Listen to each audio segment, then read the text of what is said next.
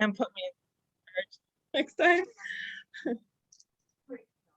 Okay, so Isabel. Okay, so this is the story in the book of Malachim, the book of Kings, in the second book of Kings.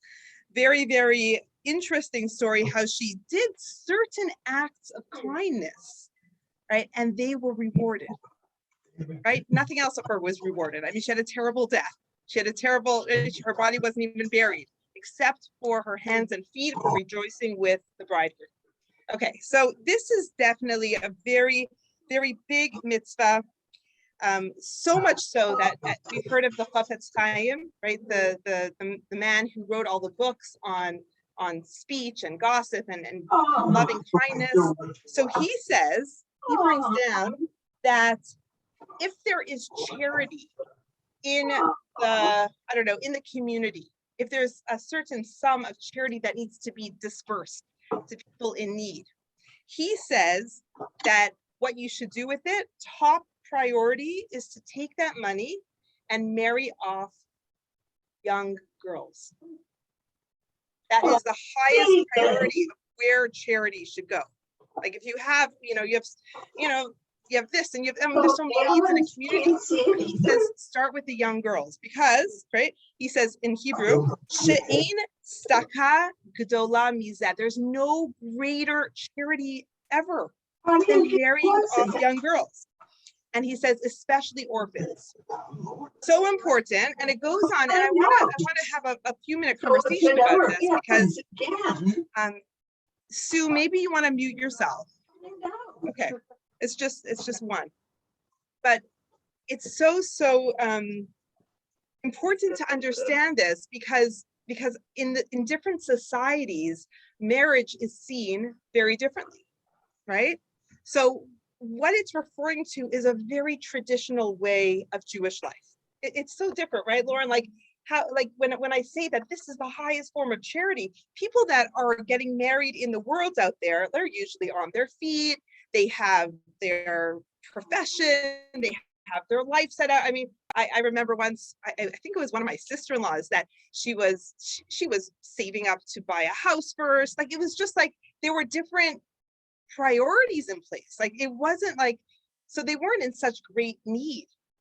But our sages are telling us, and go back thousands of years when this was established in the code of Jewish law, that there's no greater embarrassment for a girl than not having the means to go ahead and get married.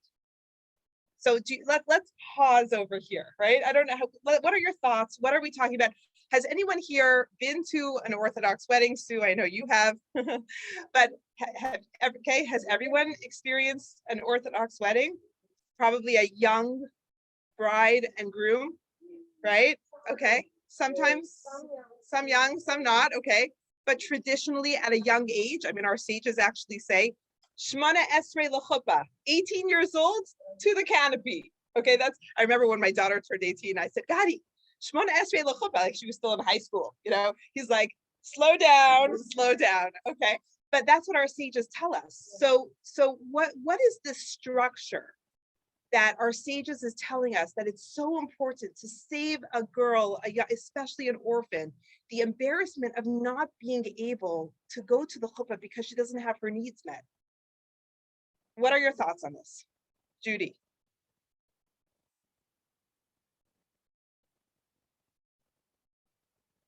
Okay, a dowry, okay, years ago. It is relevant today. It is in certain societies. It's not like how many feather pillows are you giving to the dowry. It's not like that. But in certain societies, especially in Israel, in the ultra-Orthodox world, apartments, you need to set your child up for success. You need to contribute X amount so that they could make it on their own. And there's a very famous quote that's, if you give someone fish for the day, you've given them fish for the day.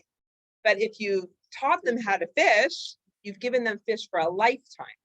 So I think that's very relevant over here with young kids, 18, 19, 20, whatever. They're not on their feet. And yet we're encouraging certain sectors of the Jewish world to start their lives. They haven't finished school. They still need their parents. They still need support. So it's setting them up. I think this mitzvah is talking about setting people up to succeed, giving them the tools that they need, the support that they need. I was thinking, why is gladdening a bride and groom so important? Like, why is that? Like Izebel, the most wicked of people, that was her mitzvah. That was the one saving grace. She was wicked in all other ways. But why is it that just being happy for a bride and groom, what does that do to a bride and groom? Sends them off. I mean, if we are really able to celebrate someone, then hopefully they will internalize the message that they're worth being celebrated, that they should celebrate. We believe in them. Now I think about, so Tu B'Shvat is around the corner, and we'll celebrate Tu B'Shvat hopefully here. But why do we celebrate Tu B'Shvat in the middle of the winter when everything is dead and bleak and there's no leaves on the trees? Like, this is the celebration of the trees. It's not, it's all about the potential, the savage, more so if we can take that and move that to marriages. There's nothing that has more potential than a chatan and kala coming together, standing under the chuppah. There's no, realistically, let's look at statistics. 50% of marriages end in divorce, right? Or more than 50%, right? And I mean, if you study more in the statistics of marriage, and of that 50% that stay married, how many of them are not happy, right? Or living in different rooms, or, so marriages, if you think about it, I mean, why make a big wedding? Let's just have a nice, let's meet at the pizza shop. We'll have a small ceremony. And if they make it past 10 years, then we'll do the shmorg. We'll do the big smorgasbord, right? It makes more sense. Like, it sounds like a good idea, right? But no, because we're celebrating the potential. That's what Judaism celebrates. That's what it's all about. When we come together, chatan and kala, under the chuppah, ready to build what we say, you should build a bayit ne'eman b'Yisrael. You should build a beautiful sanctuary, a home that's a holy home where God's presence will rest. That there's nothing greater than that. So this is one of the highest mitzvot that's possible. And our job is to support it, to be involved in it. So I was looking online. If you Google, okay, like helping Jewish brides or a gemach, we spoke about that. And I got my dress from a gemach. It was like, I walked in, I know you went with one of your granddaughters. I walked in to the gemach. They were all gorgeous and brand new. And honestly, I remember we had a very simple wedding. The whole wedding from beginning to end cost $10,000. It was like a package. Like, it wasn't the cheapest package. There was actually a $6,000 package with everything. And you got like silk flowers. It wasn't real flowers. I wanted real flowers, and my parents got me real flowers.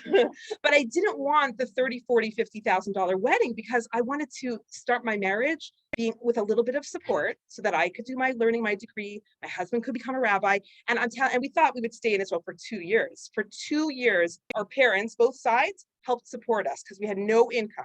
And after 2 years, it was gone.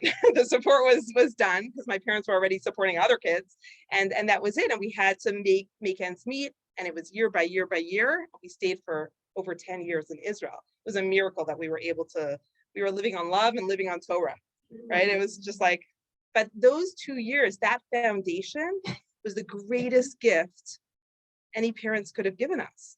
We didn't want the fancy wedding. We just wanted to live we were paying, our rent was $700 and our food was like $200. And that was it. What did we have? It was, all of our furniture was like, we found on the street from like being pulled out to the curb for garbage. We're like, oh, great. Here's a bookshelf, like lugging it home, and that's how we lived for so many years. So it really, really was like, not that I was the recipient of so much chesed. It was my parents and my in-laws that were helping us. That was a huge chesed that they did. But But all the people that came and celebrated the wedding with us and the potential that was there built us in different ways. Every gift that we gave, every vase that was graced our Shabbat table was a reminder that people believe in us. That we still have till this day, 20 years later, like the bencher container that says our Hebrew names. And it was from our wedding, and it's precious to us because it was a very humble beginning. Yeah, do you want to say something? Yeah, I have things from I used our China that we registered for. Right. Wow, that's beautiful. That is so beautiful. Yeah. Right. So that's what I want to do now. I want to brainstorm. How could we over here in Northbrook, when people don't need like dishes, people don't need chesed. People are getting married when they're on their feet and they're able to support themselves. Like there isn't such a need over here, at least, for handouts. How could we support? Okay. Okay, we have lots of problems. There's no end to problems, Judy, right? Well, I think people do. They don't give handouts but like when Katie got married, a bunch of my friends and I've done it. Also, we do the shower. We have a luncheon and people are invited and they bring showers. I think that's maybe okay, just bringing joy. I mean, that's really misameach chatan v'kala, to gladden the heart of a bride and groom. So there are so many ways to do it. Oh, did you want to, Regina?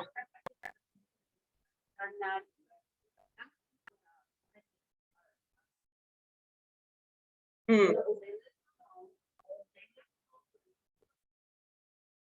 have everything. Yeah. Right.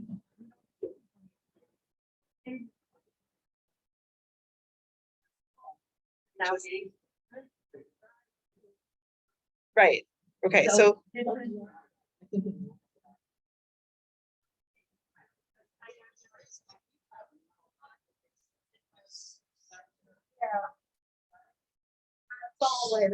Here.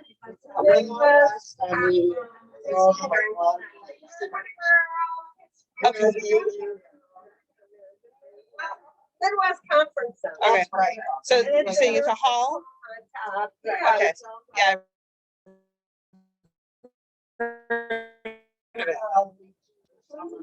Okay.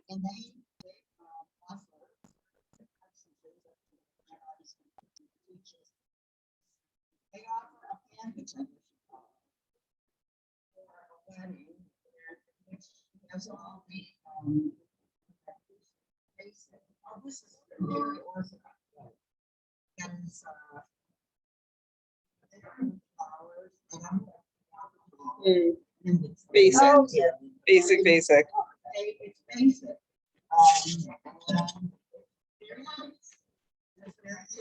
Okay. But I heard that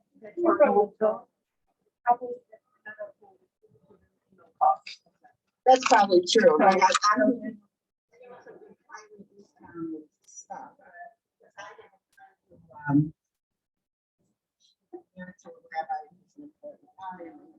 that's whatever. That's the first. Which was a good thing.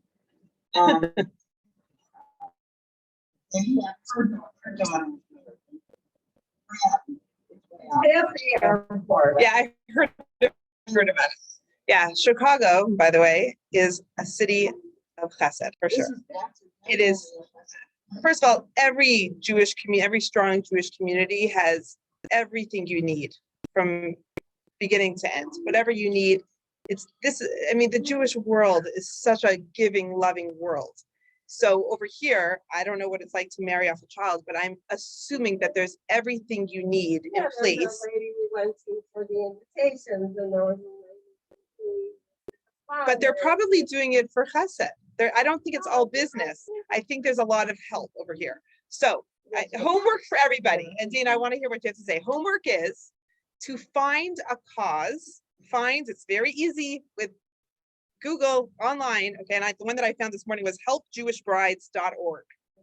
Find a cause and make an $18 donation, okay? Do something, because this is a muscle that we have to do. This is the highest. God is basically saying he will pay us back. Whatever we give, he will pay us back. And I'll tell you a story that my husband told me. A rabbi that had a huge influence on his life, Rabbi Pfeiffer from South Africa, who's no longer alive. But I want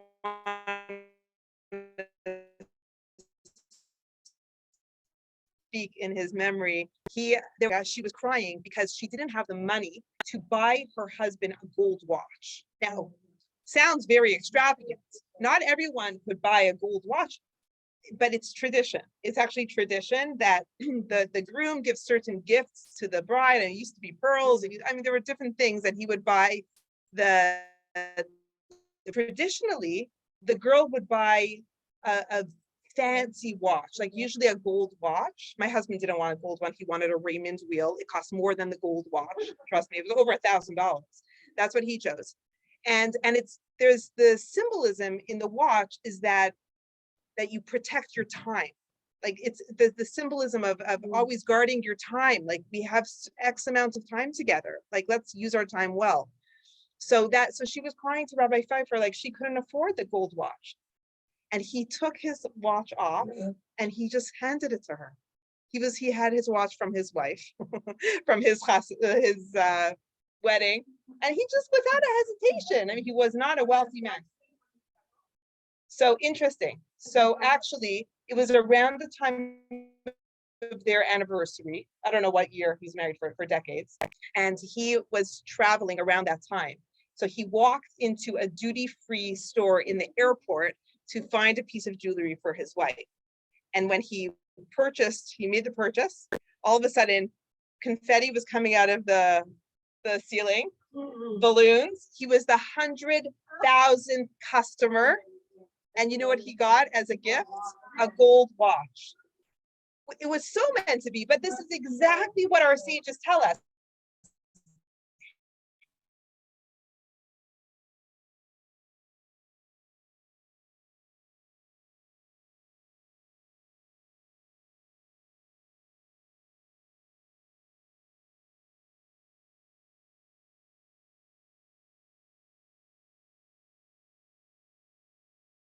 It was like going into the abyss. And Rabbi Berkowitz said, if you go and you take care of Hashem's children, Hashem is going to take care of your children. So that's exactly what Hashem is saying over here. Please take care of my children. And there are numerous brides and grooms that just need it. Maybe it's not even financial, but sometimes they just need the chizuk, the strength. Like you could do this. They're the future of the Jewish people. These bayit ne'emans that we're giving blessings, build a bayit ne'eman. Our whole future is dependent on these strong homes. So homework, we all got our homework, okay? It's not hard to find. And if you need help, I can give you 10, right? And in Jerusalem, I have friends that are involved in all these organizations in Jerusalem and there's so many needs. If you think about it, like people live miraculously in some parts of Jerusalem with a large family of 10 kids, of 12 kids. How are you going to marry off these kids, right? How are you going to provide half an apartment or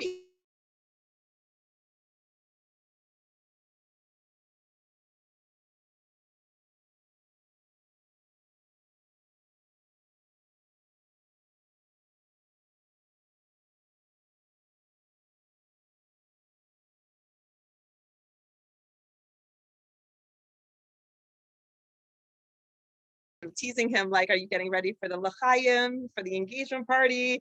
Because it's like a thing, right? When you're 18, 19 in Israel, in these communities, it's like you're moving things forward. It's a whole different priority. It's just so different. Yes. Yeah.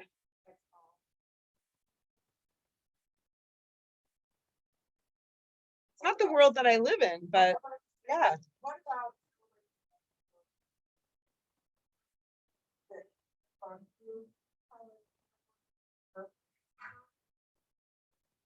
I-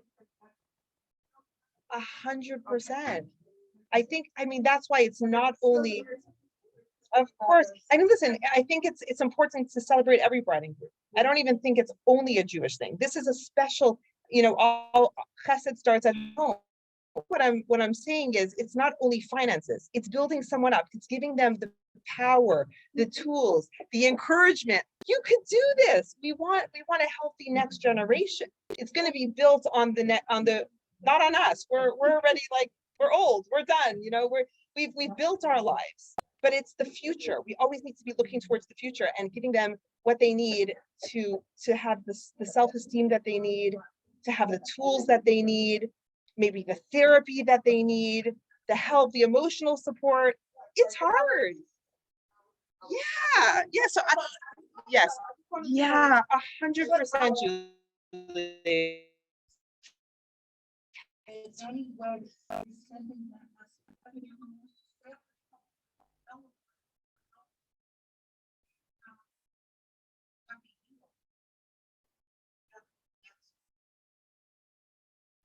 Oh, yes. Yes. Okay, I just want to hear what Dana's been like jumping out of her seat. No, not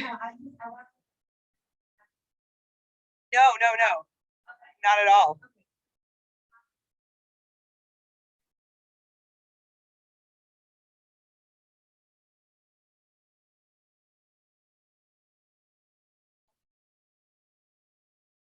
I know, I agree 100%. Right. So what we started off by saying was that so there's in all of these mitzvot that we're going to be talking about, like visiting the sick, gladdening the bridegroom and helping them get on their feet, escorting the dead, all of these things. So it's smack in the middle of being sick and dying, because the merit of taking care of a bride and groom is so great that it's really one of the highest mitzvot out there.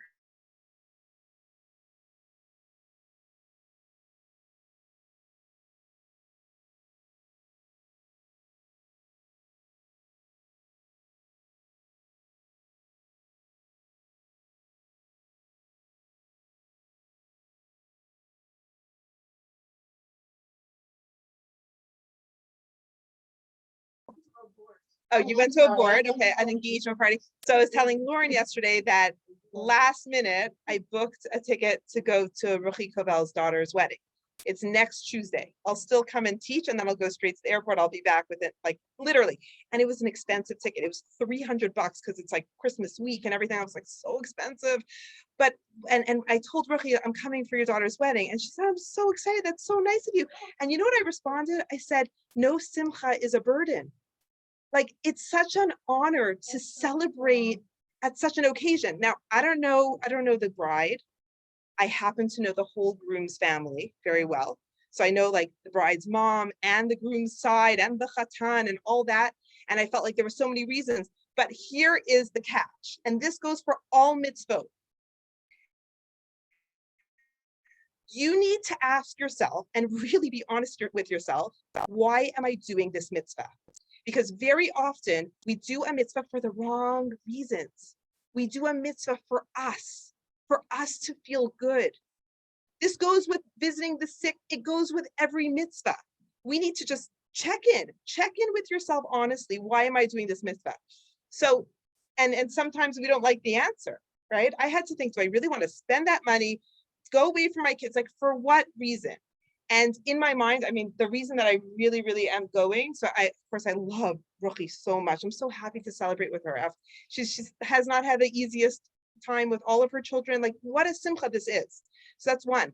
But the other reason is that the sister of the groom is such a dear friend. And I know that me being there will make her so happy. And that will make the whole wedding so much happier. Like, she is, I came with her to, she was my neighbor in Portland, the sister of the groom. And I came with her to 3 of her children's births, right? So I'm kind of like the surrogate aunt.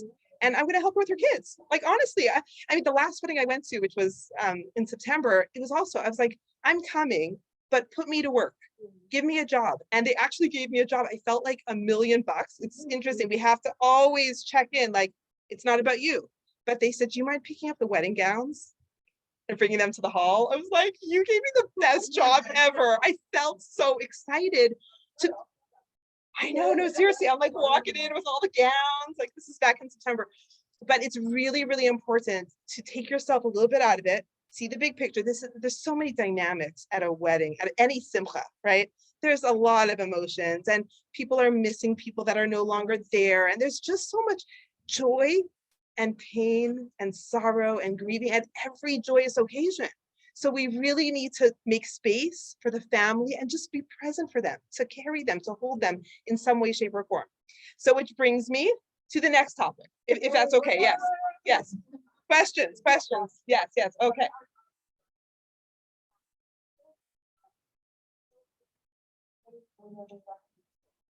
Even more. Oh my gosh, what? So for those of you online, a second marriage, 100%. That it's so much harder. They need so much more support. Blended families, all of that, so difficult. Yes, 100%. Yeah. Mhm.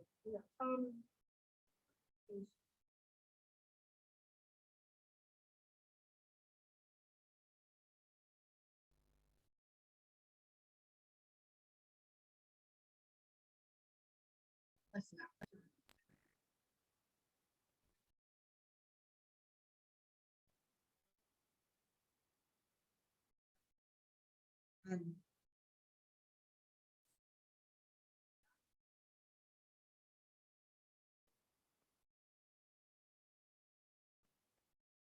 Mm.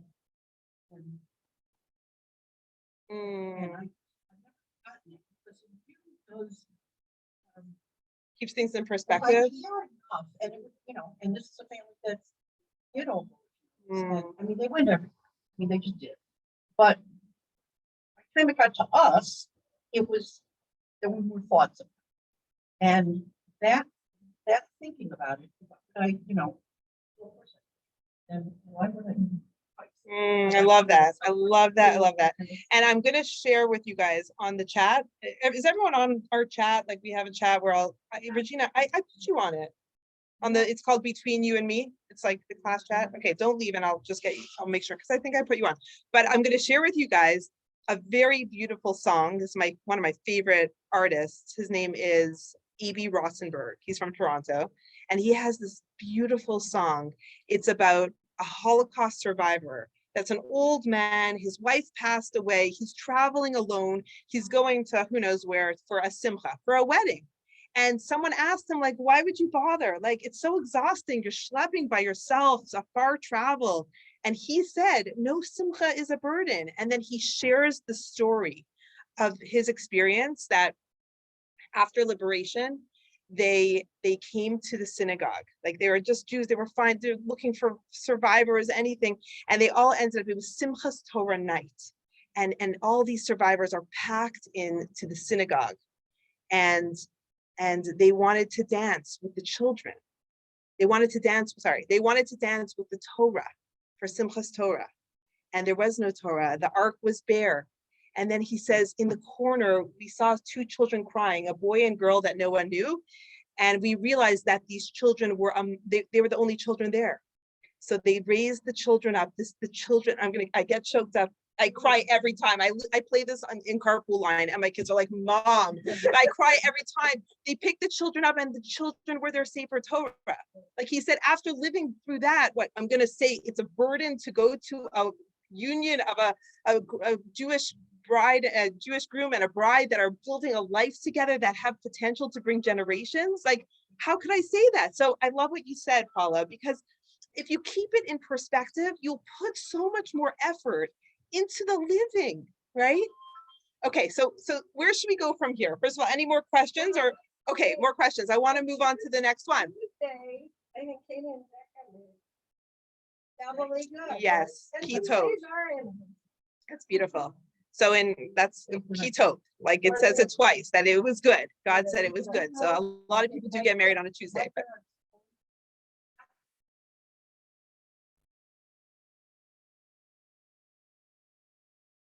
wow. Okay. It's a good day. It's not law, but it happens to be a good day. Anyone else want to add anything before we move on to the next mitzvah? Yes.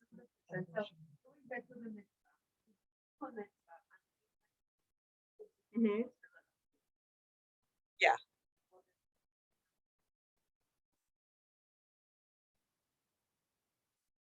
So you're going to be the messenger. Like you want to make a donation in someone's honor. Like one of the fabulous women on the Zoom, I'm not going to say who, made a donation in the merit of her kids. And yes, that's so the kids get the merit, and you get the schar, the merit of being the shaliach, the messenger.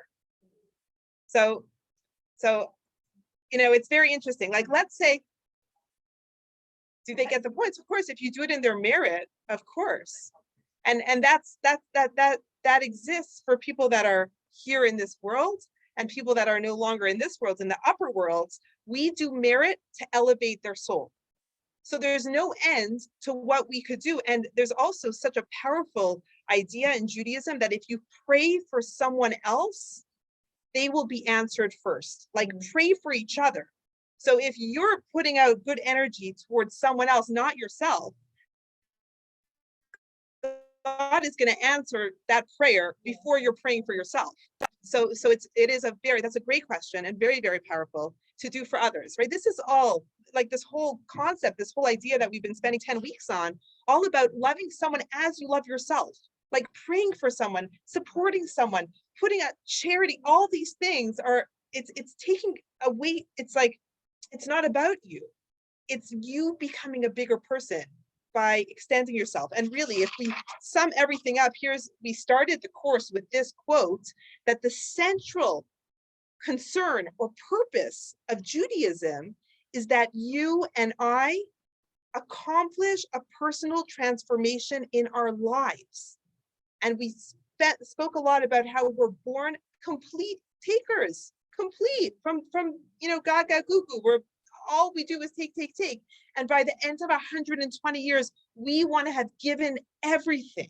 We want to have built people and left a legacy and changed lives and fixed the world and done so much. It's not only about ourselves. It starts with you, because, right, Adrian, I always go back to Adrian. First class, we talk about loving others. First, Adrian was right. First, you need to love yourself. You cannot have a relationship with other people or with your creator if you do not love yourself.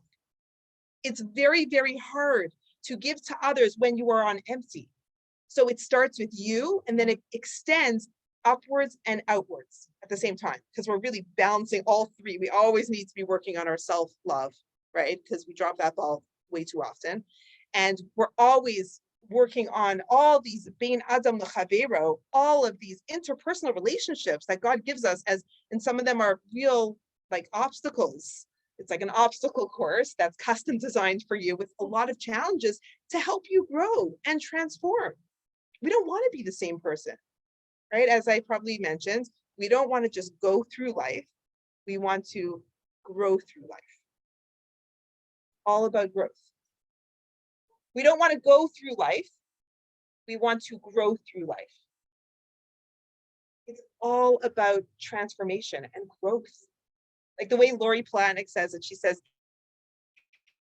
you don't want to just go through life trying to avoid the lampposts, like just making detours around all the things that come in our way. No, we want to grow through life. We want to sometimes go over those lampposts and go over those mountains and not just always like skirt around things, but really take things on. Like challenges are literally custom designed for growth.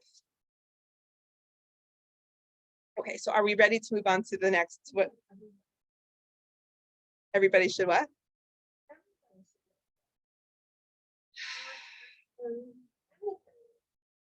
Well, it really boils down to how you accept hardships, right? And really, when you walk with God, you could handle a lot, because it's not on your shoulders. Like you put it on God. You're running the show.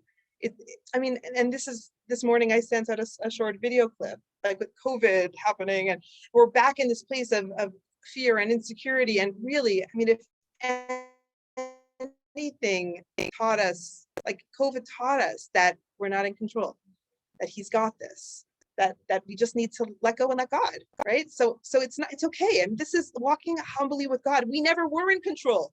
We just, it was like a false sense of security that we had some sense of control. We never had control, but COVID really showed us, because no one could plan. No one could plan ahead.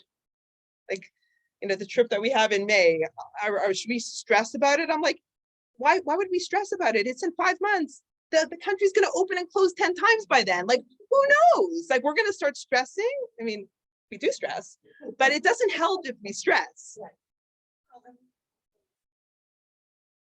Exactly.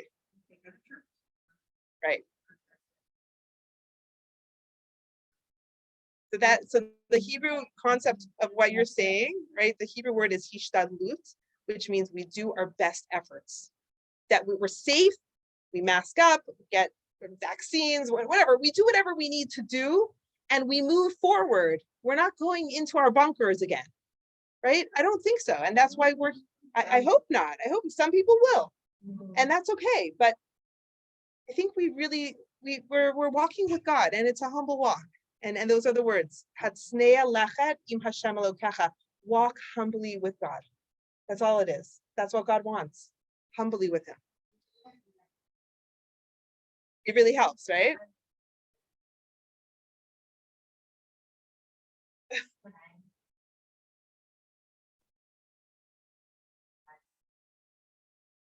I probably shared this with you, Dana. Aliza Bulow. Okay, so there was, I mean, I don't have anxiety. I'm not like an anxious person, but there have been times in my life that I've had a lot of anxiety. So that it comes out when I travel, just letting you guys know. So when I travel, when I have to leave the kids, that also, I mean, that's a whole other level. But when I leave the kids and I have to go like across the world, and I mean, I did this with little kids, like nursing babies. I mean, I've been traveling and leading trips for 11 years. So I have an 8-year-old and a 10-year-old, and so it's been really hard. So trip with Aliza, and I had so much anxiety. So this is how she talked me through it, because I was like, I just can't sleep at night. And she said, okay, so what is the worst case scenario? And I told her what that would be. And she said, okay, and if that happens, then what? And then I went on, like on down that hill, down that tangent of what worst thing could happen. And then she kept pushing me. And then what? And then I was like, okay, this would happen. And then what? She kept pushing me. And then what? Like, even the worst thing, like the worst thing, what's the worst thing? I was scared that I was going to be blown up by a terrorist. Okay. Because I traveled to Israel all these years during terrible times, stabbings and this and that. And I just had all this fear. And she kept on saying, and then what? Like, what would be the worst thing? I would die. And then what? And I said, I would go up to Shamayim, to heaven. And then what? And then I would be in the next part of my life. And then what? But even the worst thing was okay. Like, we want to live, we want to have lives, but there's a bigger plan. And she took me through, like, no matter what happens, it's gonna be okay. As long as you have the faith that God has got this, it's gonna be okay. And then when she was here for Rosh Hashanah, going what if down, what she challenged us to do what if up. Like, well, what if what if this Omicron is really not so bad? And what if this all blows over like really soon? And what if, we could get back to XYZ, and that's a possibility. So put that out into the world. We don't have to think so bleak. So those are some really helpful things. Yes, we should have our own news channel, like the God news channel. It's all good. Like, wouldn't that be so popular, actually? I don't know if it would sell. Right? It's funny. Okay, so yeah.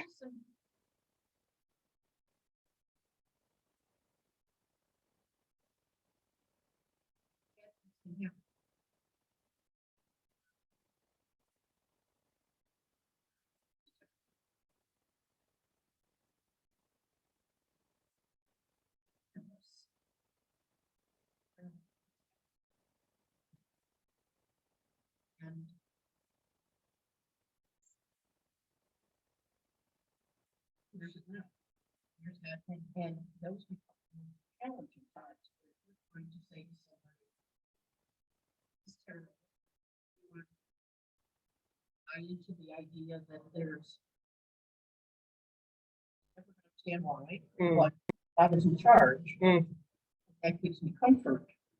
Their answer is Wow. personally and locally, and it happens to people every day. Yeah. Personally. And those are the challenges. Mm. We're trying to not even sell it to them. Just keep them When I got to Israel and I was 18 years old, so young and not sure, what way I was going to go with my Judaism, I went to all my relatives, uncles and cousins, and living on kibbutzes, and they would challenge me to no end. How could you be going into a religious way of life? Where was God during the Holocaust? I remember, I didn't have answers. I still don't have answers. I don't think anyone could give an answer, right? You know what the represent is? What? I know. Right. Right. So I think we shared that in an earlier conversation, that would you want to serve a God that you could understand, right? Like meaning, we don't want to be eye to eye and understanding, because God is so much bigger, right? So there is this this is where humility comes in, that you'll never understand. Only in the end of days, only in the end of your life, only, we will have that clarity at the end. But for now, there's faith and hope and just walking humbly with God that we don't understand. But what you're saying is very challenging, because, when you're, bad things happen, and there's different ways of reacting. So some people after the Holocaust had wanted nothing to do with God, and we would never be able to judge. What they saw, what they went through. My family was very bitter, and they were angry that my brother and I were becoming so religious. They wanted to make sure that we saw their side, and they wanted to pull us away from that. But what it did was it strengthened us, because I remember like being at their houses, and it's Friday night, and they, we're having conversations, and they're challenging us, and I didn't have the answers, but I remember as a young girl thinking, I want to find the answers, or I want to understand this better.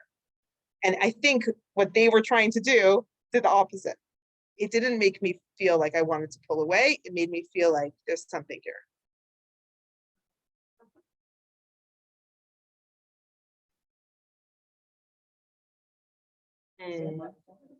Like their faith. Yeah. So, or we could go into another one of these mitzvot, because we really only did the bride and groom one today. Should you guys want to end here? And next week we'll do the next one? So we have to do, okay. Okay, well, I want to do both. We could probably do both in 1 week if we jump right in. So we're going to do the Bikur Cholim, visiting the sick, and Levayat Hamed, escorting the dead. So we'll do that next week, unless you guys want to do a few more minutes now. Yes. You want to keep going?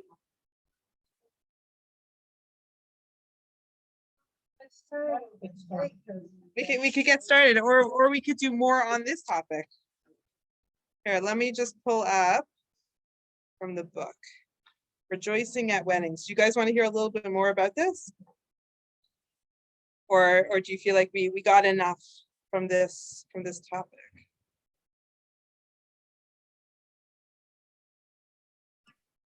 Hi, Eve. It's Hannah. I just wanted to say hi. Hi, Hannah. Miss you guys. Say hi to Regina. Hi, you want to say hi, Regina? She wants to say hi. You have something that popped up on your screen, Black Blaze. Oh, Back Blaze. Oh, wait. Subscription. Okay, no. I think I might have lost it. Oh, there we go. No, I'm here. Okay. I just want to Hi, say Hannah. hi to everybody. I miss you guys. Okay, Hannah wants to say hi. I guess we'll end with Hannah's hi. Hi, today. guys. I just want to say hi, miss you guys. And that's about it. Okay, how's it going over there in Arizona? You It's staying good. warm? I have to tell you, I'm bragging because we're doing a Stand With Us event, March 27th, and I got a lot of very good sponsors. So anyway, if anybody wants to be in Scottsdale, March 27th at my shul, you're welcome to come. I'm not paying for repairs, but anyway. Love you. Okay, Awesome. thank you. We miss you very much. See you next week.